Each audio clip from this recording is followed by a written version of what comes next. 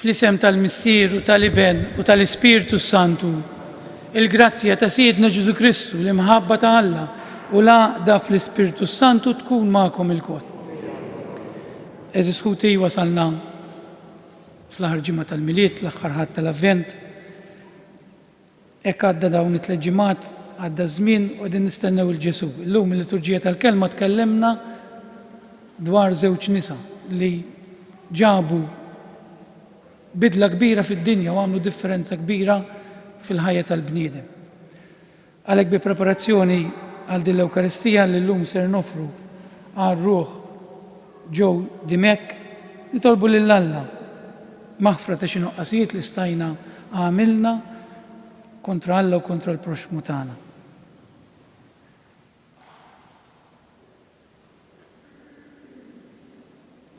Nistqar l-Alla li jista' kollox u li lkom ħuti li jiena dnibt ħafna bil-ħsieb, bil-kliem, bil-għamil u billi ħallejt dmirijieti, ħtija tiegħi, l-akbar ħtija tiegħi.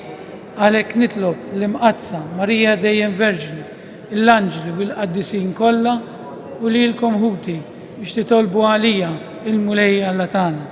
Iħenna għalina Alla li jista' kollox jaħfrinna l-tijiet tagħna u jwassalna l-ħajja ta' dejjem. Mulej ħniena, Kristu ħniena, mulej ħniena. Nitolbu. Sawwab fruħna mulej il-grazzja tiegħek biex aħna li bit-tħabbira tal-anġlu għarafna li Kristu ibnek sar bniedem bil-passjoni u l-mewt tiegħu naslu fis-sebħ tal-qawmien mill-imwiet. Dan kollu nitolbulek permezz ta' ibnek Ġesu Kristu Siedna li jwalla u miegħek jgħix u jisaltan fl-imkien mal-Ispirtu Santu għal dejjem ta' dejjem. L-ewwel qari. Minnek qed joħroġ li dak li jkun prinċep f'Iżrael. Qari mill-ktieb tal-profeta Mikea. Dan jgħid il-mulej, int Betlem ta' Efrata, ċkejkna fost il-familji ta' Ġuda. Minnek qed joħroġ li dak li jkun prinċep f'Iżrael u għandu l-bidu tiegħu mill-qedem sa minn dejjem ta' dejjem. Għalhekk il-mulej jitlaqhom sa meta teħles dik li jiflu ġieħ tal-ħlas. Imbagħad il-bqija ta' ħutu jerġgħu lura fost uliet Iżrael u joqgħod jira l-merħla tiegħu bil-qawwa tal-mulej, bil-glorja tal-isem il-mulej Alla tiegħu. Huma jagħmlu fi żgur għax issa tkun kbira setetu, satru fijiet l-art, u dan ikun islim, il-kelma tal-mulej, roddu ħar lill-Alla. Salm risponsorjali ngħidu flimkien, mulej itfa' fuqna d-dija ta' wiċċek u nkunu salvi, ngħidu flimkien, mulej itfa' fuqna d-dija ta' wiċċek u nkunu salvi. Oraj ta' Iżrael għati widel, int li jgħat fuq il-kerubini, iddi, għajjem il-qawwa tiegħek u ejja ħassalvana ngħidu flimkien mulej itfa' fuqna d-dija ta' wiċċek u nkunu salvi. Erġejja Alla tal-eżerċti, ħares mis-semma u wara u żur il din id-dilja u ħsieb dak li ħawlet lemintek ir-rimja li int kabbart għalik. Ngħidu flimkien mulej itfa' fuqna d-dija ta' wiċċek u nkunu salvi. Ħatkun idek fuq il-bnedmin tal-lemintek fuq il-bniedem li jint saħħaħ talik. Aħna ma nitbedux minnek, roddilna l-ħajja u aħna nsejħu ismek, ngħidu flimkien, mulej jitfa' fuqna d-dija ta' wiċċek u nkunu salvi. It-tieni qari. Hawn jien ġejt biex nagħmel ir-rieda tiegħek. Qari mill-ittra lil-Lut. Ħuti, Kristu meta daħal fid-dinja qal, sagrifiċċju offerta int ma rridx, imma ġisem intejjejt għalija. Vittmi maħruqa u vittmi għadnubiet lilek moġbukx. Jien imbatet, hawn jien ġejt biex nagħmel ir-rieda tiegħek o Alla kif fil-ktieb hemm miktub fuqi. L-ewwel qal, sagrifiċċji offerti, vittmi maħruqa u vittmi għadnubiet la ridthom u lanqas oġbuk għalkemm dawn titlobhom il-liġi. Imbagħad qal, hawn jien ġejt biex nagħmel ir-rieda tiegħek. B'hekk Alla neħħa s-sagrifiċċji tal-ewwel biex iqiegħdhom flok tat-tieni. Bis-saħħa ta' din ir-rieda aħna konna mqattsin. Permezz tal-offerta tal-ġisem ta' Ġesu Kristu, magħmula darba l dejjem, il-kelma tal-mulej, Roddu ħar lill-Alla kieġobkom umu bil-wieqfa l-Evanġelu.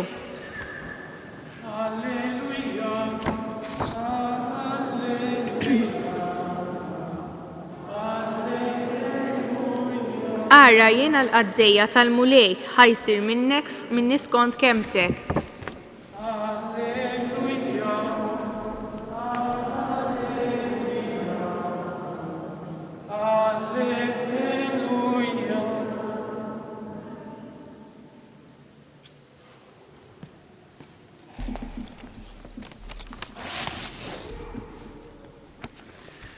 Il-mulej ma'kom.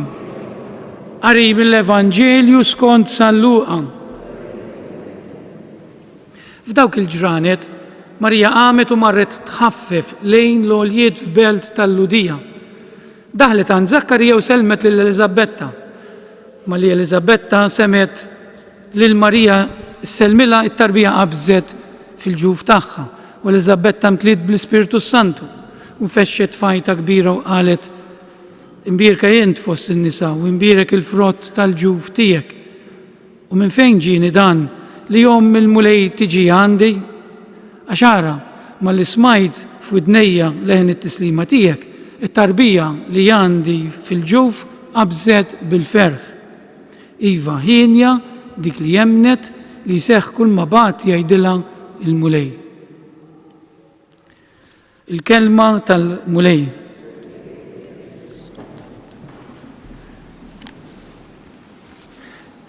Kifettilkom fil-bidu tal-liturġija wasalna ġimoħru nkunu ġa ċelebrajna il-miliet, kunu l-għada tal-miliet.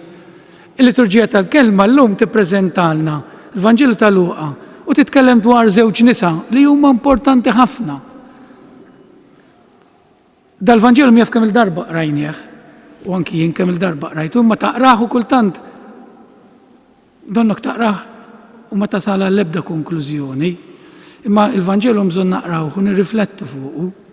Illum jiena ħanara l-ewwel ħanaraw naqra flimkien min kienu dawn iż-żewġ nisa x'għamlu u kif nistgħu napplikaw xi ħaġa l-ħajja tagħna ta'.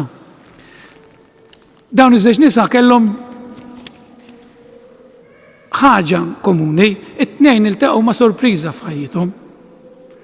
It-tnejn beżew u t-tnejn kellhom xi delużjoni. Ħanibda b'Marija. Marija meta deri l-Anġlu Gabriel ħabrilha li kellha tkun Alla beqt imbelħa. Niftakru din kull ma kellha 15-il sena, 16-il sena, 17-il sena l-aktar. Anke llum tiġrilek din il-ħaġa tieħoqata. Issa Marija għalhekk qaltu lill-Anġlu, qaltu kif jista' jkun dan jekk jien ma narafx raġel, mela dawn l-affarijiet jistgħu jiġru. U Marija l-ewwel delużjoni li kellha kien li din kienet għarusa l-Ġuseppi u kienet taf illi jekk tgħid iva l-ewwel ħaġa ħadd titfarrak ħajjitha għax iż-żwieġ li kellha ma' Ġuseppi kien ħajtkisser. Ġuseppi ovvjament jgħidilha kif jista' jkun. Ma għamilna xejn u rixt ilha u ħajjitlaqa. Kif ipprova jagħmel fil-fatt Ġuseppi għall-ewwel? Ma rridx jaf bija. Arawx delużjoni meta kellha f'moħħha pjan ta' familja u kollox.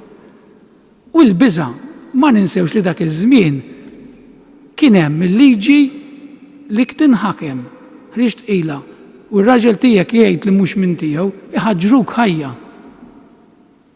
Xi Marija kienet tafx qed tgħidlu lill-Anġlu meta qaltlu ikun magħmula r-rieda tiegħek. X'għamlet Marija quddiem dawn l-affarijiet? Mhux twerwret, aħna meta ikollna xi delużjoni fil-ħajja jew biża' nieqfu, nimblukkaw ġeneralment. Imma Marija x'kellha l-fidi, u hawnhekk tidħol il-fidi fil-ħajja tagħna, mxiet il-qudiem u marret tiġri mara li jġrila xi ħaġa tfittex mara oħra ġeneralment anke tiġri llum, it-tifla lill-omm ma tfittex u marret tfittex mara oħra li ġrala l-istess. Kellha delużjoni f'ħajjitha kellha madwar 70-80 sena u ma kellix tfal u ma setax ikollha tfal, delużjoni kbira, anke llum hija ħaġa ta' tbatija din. U dakinhar mara li ma jistax ikollha tfal kien qisu kastig minn Alla. Ġifieri kellha delużjoni kbira f'ħajjitha. U kellha biża' kbir għax issa ħarġet ilha għax l-Anġlu qalla lil Marja, Elisabetta kuġintek hija fis-6 xahar ta' tqala. U kellha biża' għax f'dik l-età li twellet tarbija jkollok biża'. Allura għandna żewġ nisa illi quddiem il-biża' u d-delużjoni ma waqfux. Ma ninsewx li Alla jippermetti ċertu affarijiet fil-ħajja tagħna biex nikbru. L-importanti li ma nieqfux. Kull ħaġra li xi ħaġek fil-ħajja tiegħu, kollok delużjoni, għaddejt minn kriżi, għaddejt minn diffikultà, tlift ix-xogħol, għaddejt minn problema fil-familja, imma jgħaddi żmien u tibda tinduna li Alla jibni fuq dawk l-affarijiet, mill-ħażin jew miż-żbalji tagħna ħanejtek mhux Alla jibni fuq dak u joħroġ it-tajjeb minnha. Joħroġ it-tajjeb minnha. Dawn iż-żewġ nisa flok ma ingħalqu fihom infushom marru jfittxu l-xulxejn. U x'għamlu dawn? Taw lil Alla l-xulxejn. Il-Magnificat. Fid-diffikultajiet tagħhom sabu l-ferħ. Innotajtu kif l-irġiel l-iktar li kienu diffiċli biex jemmu Zakkarija, ir-raġel ta' Elizabetta. Xinderlu l-anġlu darra l-anġlu għallu li ħajsir missier. Memminx, spiċċa ma tkellemx iktar sakemm twieled Ġwanni. San Giuseppe ukoll sabu diffiċli biex jemmen sakemm derlu l-anġlu. Il-mara għandha d-don tal-fidi kważi aħjar minn tar-raġel. Il-mara ma taqtax qalba. Aħna l-irġiel naqtaw aktar qalbna, imma fuq kollox dawn kellhom il-fidi. Kellhom il-fidi falla. Issa, ħan applika dan kollu għal-ħajja tiegħi u tagħna. Jien meta jkolli għax fil-ħajja tagħna ħan niltaqgħu żgur ma xi saram, ħan niltaqgħu żgur ma xi problema, u għall-ħars ma nintaqgħux. Għax huma l-problemi li lilna jgħinuna nikbru, anke fil-ħajja spiritwali. Min ma esperimentax u tbiet ftit minn Alla ma jafx jiġifieri titlef il-Alla. Ħafna din naraw fil-qaddisejn ta' dawk in-nies li kienu mbedin minn Alla saru l-akbar qaddisejn. Għax irrealizzaw x'kienu qed jitilfu. Jiġifieri anke bħala ġenituri, inġeli jiġu ġenituri għandi għax it-tifel m'għadux imur knisja u nifhimkom għax it-tifel m'għadux jemmen, taqtawx qalbkom. Alla jgħaddina u jgħaddi mill-ħafna nies minn ċertu affarijiet biex inħobbu aktar il-Alla. Għax meta inti titlef xi ħaġa sabiħa u terġa' tiskopriha tapprezza aktar. Araw il-Madalena, araw San Pawl, kollha kienu qaddisejn il-kbar kollha kienu nies ma jemmnux x'iniltaqgħu malla imma mbagħad għamlu xi ħaġa, bidlu ħajjithom kompletament. Mela llum hekk din nixtieq naqsam magħkom ta' dawn iż-żewġ nisa għandhom ikunu ta' eżempju għalina fid-diffikultajiet tagħhom. U Alla innotaw Alla kif jaħdem fina. Alla għandu regoli differenti minn tad-dinja. Għandna lil Marija 17-il sena, daħħala fi kriżi, mhux li ma setax ikollha tfal, kellha tfal kważi b'miraklu barra żmien, meta ma kienx qed tistennija. L-Elisabetta 80 sena meta kienet qatat kważi qalba li ħajkollha tfal, u Alla jtija tifel. Għal Alla m'hemm xejn li hu impossibbli. Żewġ estremi, din hija l-loġika ta' Alla. U ma nistgħux nifhmu aħna. Illum li qegħdin naqraw dal-Vanġelu nifhmu l-loġika ta' Alla għaliex ġara dan. Kieku ma kienux dawn iż-żewġ nisa, kieku llum maħniex aħna. Kieku Marja ma qalet ċiva, xorta kien jitwieled ta' Ġesu għax Alla kien isib mod ieħor. Però l-iva ta' Marija bidlet l-andament tas-soċjetà, l-andament tal-ħajja. Is-soċjetà tagħna ngħidu x'ngħidu aħna nibqgħu insara.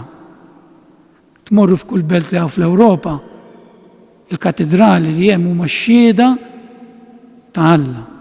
U dik int ma tistax teqret l-eruq ta' missirijiet. Jekk nippruvaw naqerduhom ħankunu boloħ. Ħankunu boloħ. Isek għandek is-siġra tippretendi tagħmel il-frott meta taqtala l-eruq. Għalhekk eżis ħutiew nużżuh dan. U ma naqtawx qalbna meta nitlu f'xi problema, meta nitlu f'xi kriżi, ma naqtawx qalbna. Għax Alla jgħaddina minn dawn l-affarijiet biex nikbru. Jekk ikollna l-fidi bħal Marija u ma naqtawx qalbna ħanaslu u Alla joħroġ il-frott mill-ħajja tagħna, fil-familja tagħna u fuq il-postijiet tax-xogħol tagħna. ikun infaħħar Ġesu Kristu. Issa nqumu bil-wieqfa u flimkien nagħmlu l-istqarrija tal-fidi tagħna u ngħidu jiena nemmen f'Alla wieħed Missir li jista' kollox li ħalaq is-sema u l-art, dak kollu li jidher u dak li ma jidhirx. U f'Mulej wieħed Ġesu Kristu, Eben waħdini ta' Alla, imnissel mill-Missier qabel kull żmien. Alla minn Alla, dawl minn dawl, Alla veru minn Alla veru, imnissel u mhux magħmul, natura waħda mal-Missier u beħ sar kollox. Niżel mis-smawiet għalina l-bnedmin u għal-fidwa tagħna u ħadd seta tal-Ispiritu Santu, Marija Verġni u sar bniedem, salbuha għalina, bata taħt Ponzu Pilatu, mietu difnuh, fit-tielet jum għam minn belwiet skont il-kotba mqazza u tela s-sema u jiet fuq l-lemin tal-Missier u għandu jerġeġi bil-glorja biex jagħmel ħaq mill-ħajjin u mill-mejtin. U s-saltna tiegħu ma jkollix tmiem fl-Ispiritu Santu, mulej li jagħti l-ħajja li ġej mill-Missier u mill-Liben li meqjum u mweġġaħ fl-imkien mal-Missier u mal-Liben u li tkellem fhom il-profeti fi knisja waħda, qaddisa, kattolika, apostolika, nistqar ma'mudija waħda għal maħfra ta' dnubiet u nistenna l-qawm u l-wiet u ħajja ta' żmien li ġej. U jeżies impoġġu t-talb tagħna fl-iben ta' Marija u nitolbuh biex jiġi fostna u jinissel fi qlubna l-ferħ tiegħu waqt li ngħidu ejja mulej Ġesu. Nitolbu sabiex il-Knisja fuq l-eżempju ta' Marija bil-qawwa tal-Ispirtu twassal lil Kristu fil-qalb ta' kull bniedem nitolbu. Tolbu għal-gvernijiet sabiex jarfu, jirrispettaw id-dinjità ta' kull bniedem u jaħdmu għal paċi vera fejn issaltan il-ġustizzja nitolbu. Għalina l-koll biex bħal Marija narfu l-ħwejjeġ kbar li jagħmel il-mulejmana u magħha ninsġu innu tarat il-ħajr nitolbu. Min dan is-santwarju tal-Madonna ta' Pinu, kompli jurina mħabtek fl-imħabba ta' Omna Marija, birek bil-paċi tiegħek lill-familji kollha tagħna u għati kull għajnuna meħtieġa lil morda u lil dawk kollha li jduru bihom nitolbu. U Alla inti għażilt lil Verġni Marija biex tħejji dar xierqa għal ibnek, għati lill-Knisja tiegħek l-Ispirtu tiegħek biex tkompli twassallek il-bnedmin kollha fil-ħajja ta' dejjem, int li tgħix fis-saltan għal dejjem ta' dejjem.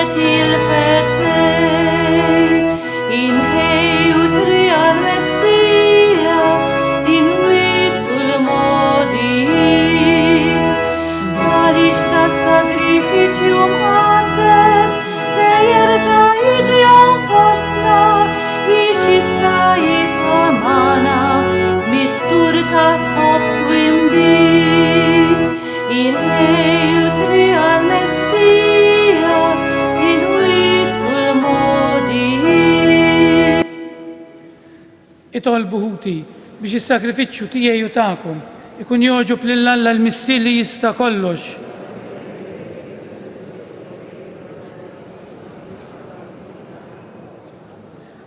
Nitolbuk mulej li dawn l-offerti li aħna ġibna fuq l-artal tiegħek jitqazzu mill-Ispiritu Santu u bil-qawwa tiegħu fil-ġuf ta' Marija Verġni tnissel ibnek Ġesu Kristu Sidna li jgħix u jsaltan għal dejjem ta' dejjem. Il-mulej magħkom. Nerfgħu lubna l-fuq. Niżżu ħajr lill-mulej Alla tagħna. Sewwa u xieraq tassew mulej missier Qaddejs Alla ta' dejjem li tista' kollox, tajjeb u ta' ġejta s-salvazzjoni tagħna li dejjem u kullimkien nrodulek ħajr bi Kristu Sidna. Lilu ħabbru l-profeti kollha fix-xandir tagħhom, l-om Verġni jistennitu bl-akbar għoża, Ġwanni ħabbru b'tifħir meta qorob u breħ meta wasal. U jiet jatina li bil-ferħ nintħejjew għal-misteru ta' twilid tiegħu biex isibna nisru nitolbu u nitennew fit-tifħir tiegħu. Għalhekk mal-anġlu mal-arkanġli, mat-troni u mad-dominazzjonijiet, mal-tajja kollha tal-eżerċiti tas-sema, intennu l-innu tal-glorja tiegħek u bla qiegħda ngħidu Qaddejs, Qaddejs, Qaddejs, mulej Alla tal-eżerċiti, smewit l-art mimlija l-glorja tiegħek. Imbirek minn ġej fisem il-mulej wasanna fil-ola tas-smewit. Qaddejs tassew int mulej, inti lajn ta' kull qdusija. Qaddes għalhekk nitolbuk dawn l-offerti bil-barka tal-Ispirtu tiegħek biex isiru għalina l-ġisem u d-dem ta' Sidna Ġesu Kristu. Li meta kien ser jirnata biex mirajjibati ħajl ħobs, radlek il-ħajr, birek, qasam, tali d-disċipli tiegħu qal. Ħudu u kullu il-koll minn dan, għax dan huwa ġismi li jingħata għalikum.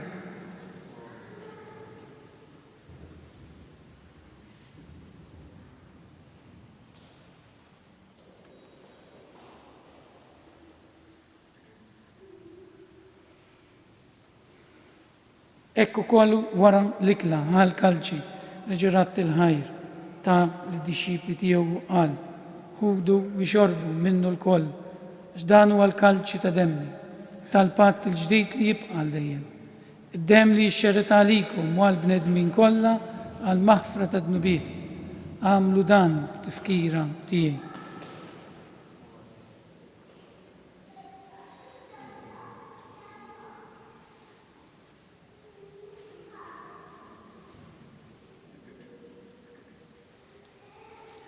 Dan hu il-misteru tal-fidi.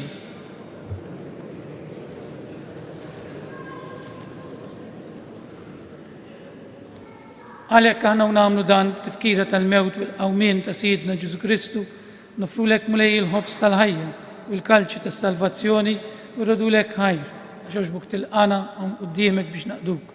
U miċ-ċokontana nitolbu lill-Ispiritu Santu jaqgħadna f'ġisem wieħed lilna li nieħdu sem mill-ġisem u d-dem ta' Kristu. Ftakar nitolbuk mulej fil-Knisja tiegħek imxerda mad-dinja kollha u taqa' fl-imħabba flimkien mal-Papa Franġisku, mal-Isqof tagħna Anton, mal-isfijiet u l-ministri kollha tiegħek. Ftakar nitolbuk ukoll fħutna li raqdu bit-tama tal-qawmien, ftakar fil-mejtin kollha tagħna, b'mod partikolari niftakru f'Ġew Dimek li għalih qegħdin nofru din il-qudiesa. Ħenna lina l-koll nitolbuk. Għatilina wkoll il-wirt tal-ħajja ta' dejjem, flimkien mal-Verġni Mqazza u malla Marija, mar-raġel ta' San Ġusepp, mal-Apostlu u l-Qaddisin kollha li jgħixu fil-biberija tiegħek sa mill-bidu tad-dinja. Għamel li magħhom infaħruk u insebħuk b'Ġesu Kristu ibnek.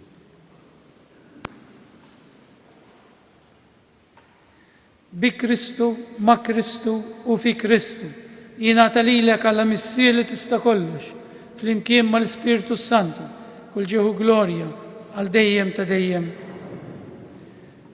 Ejju nitolbu flimkien ma' Marija, it-talba li mija f'kemm il-darba qalet Marija ma' Ġesu fid-dar tagħhom ta' Nażaret, it-talba tal-missierna.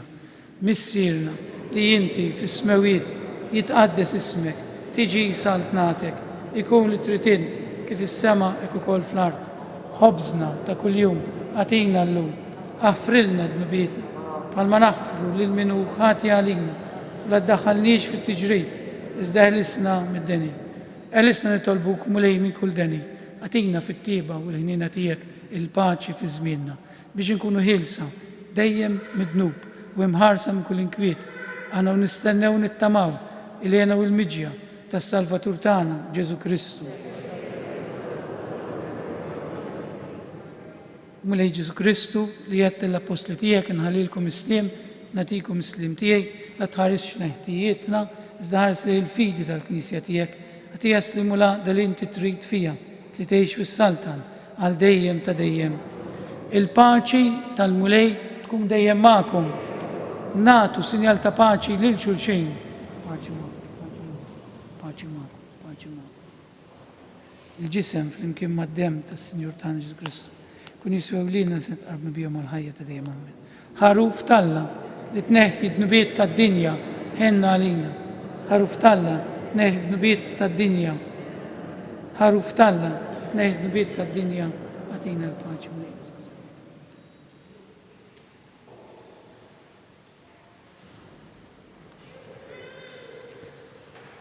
Dan huwa l-ħaruf talla, dan huwa dak li jneħħi d-nubiet tad-dinja. Ħenjin dawk li huma mistiedna għal din l-ikla tal-ħaruf.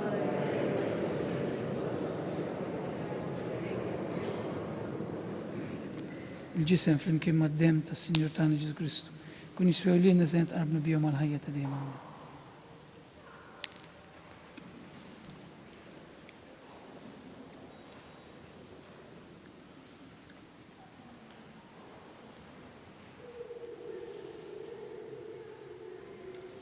Id-dem ta' Kristu ħajsna.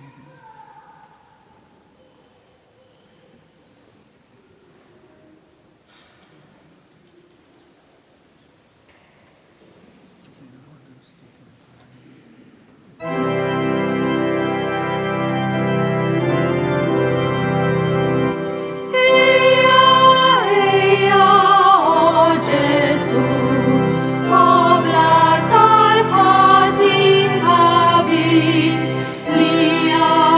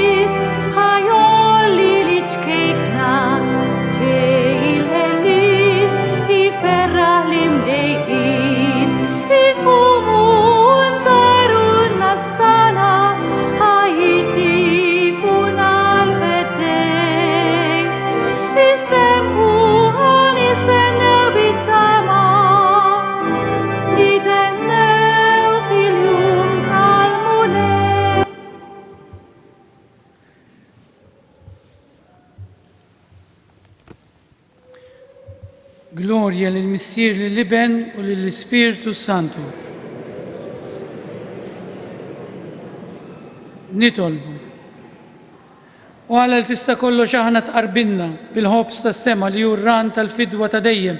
Nitolbuk li aktar ma joqrob il-jum tal-festa tas-salvazzjoni tagħna, aktar nikbru fir-rabta tagħna miegħek biex niċċelebraw kif jixraq il-misteru tat-twelid ta' ibnek Ġesu Kristu Siedna li jgħix u jsaltan għal dejjem ta' dejjem. Namlikom xi avviżi marbutin ma' dawn il-festi eżies tal-miliet. L-ewwel ħaġa għada għandna ċelebrazzjoni sabiħa u li mhijiex xi ħaġa tas-soltu. Għada sejjer tasal il-lampa tad-dawl minn Betlem xi tkun din. Din hija ilha ssir għal dawn l-aħħar 35 sena. Tinxtell lampa mill-grotta ta' Betlem, imbagħad tmur iddur diversi pajjiżi fid-dinja kollha biex twassal dan id-dawl ta' Kristu, id-dawl tal-paċi, bħala awguri għal paċi mad-dinja kollha. U għalhekk min irid din se tkun hawn fostna waqt il-qudiesa ta' 8:30, se tasal Malta propju il-lejla. Il-lejla tkun f'xi żewġ knejjes ġo Malta, għada filgħodu ta' Pinu u terġa' titlaq fl-4 ta' wara nofsinhar biex tkompli l-vjaġġ tagħha f'pajjiżi oħra fl-Ewropa. Għalhekk kull min irid għada jew anke matul il-ġurnata din ix-xema se nieħdu id-dawl minn din il-lampa u tkun qiegħda hawnhekk ta' Pinu. Min irid ikun jista' jġib fanal miegħu b'xema ġo fih sintendi imbagħad jieħu id-dawl u tistgħu tieħduh id-dar tagħkom għal dawn il-festi tal-miliet. Dan huwa ġest simboliku biex ifissrilna li l-paċi li ġabilna Kristu id-dawl li ġab Kristu nixtiequh li jdawwal il-familji tagħna. Għalhekk nagħmlu aħna l-quddiesa ta' nofs il-lejl fil-miliet, mhux tant għax Kristu twilet f'nofs il-lejl ma nafux laqqas biss il-ġurnata u l-ħin x'intwilet eżatt, imma hemm dan is-simboliżmu. Ġesu irid id-dawl ta' kull bniedem ġie biex ikeċċi id-dlam fil-ħajja tiegħi. Il-problemi, il-biżat, il-qtieħ il-qalb, lejja, dak kollu li tridu, dak kollu li jdallam li ħajti, Kristu qiegħed hemm biex jagħtini id-dawl tiegħu. U għalhekk min irid ikun jista' jieħu dan id-dawl anke fil-familja tiegħu.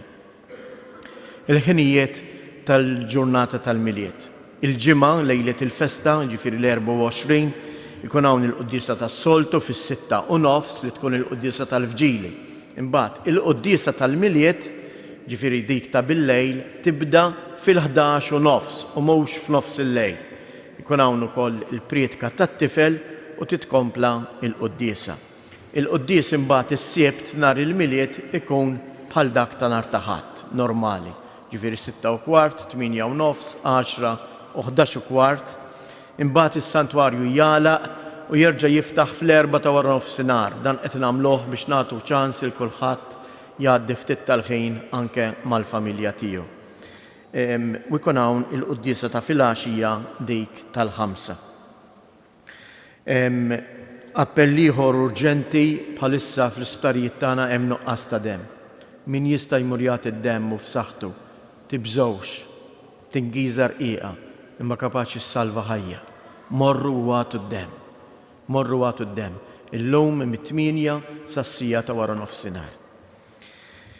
Is-siġra tal-miliet, dik li qegħdin taraw hemmhekk fell-artal, ma tantx baqa' rigali taħta. Is-sena ma nafx għaliex imma diġà kważi tqassam kull ħaġa li poġġejtu. Hawn ħafna familji li għandhom il-bżonn. U għalhekk inħeġġiġkom biex f'din il-ġimgħa komplu ġibu affarijiet tal-ikel biex aħna f'din il-ġimgħa tal-miliet inqasmuhom lil dawn il-persuni. Appellu kollha għal xi volontiera nhar it-tlieta sejrin nagħmlu l-aħħar tindif tal-Knisja għall-festa tal-miliet u min jista' jiġi jagħtina daqqatejt dan se nagħmluh nhar it-tlieta fis-7 ta' filgħaxija. Grazzi. Il-mulej magħkom. Iberikkom Alla li jista' kollox il-Missier, l-Iben u l-Ispiritu Santu. Morru fil-paċi ta' Kristu. Min qalbi narbukar għalkom l-isbaħ ġimgħa.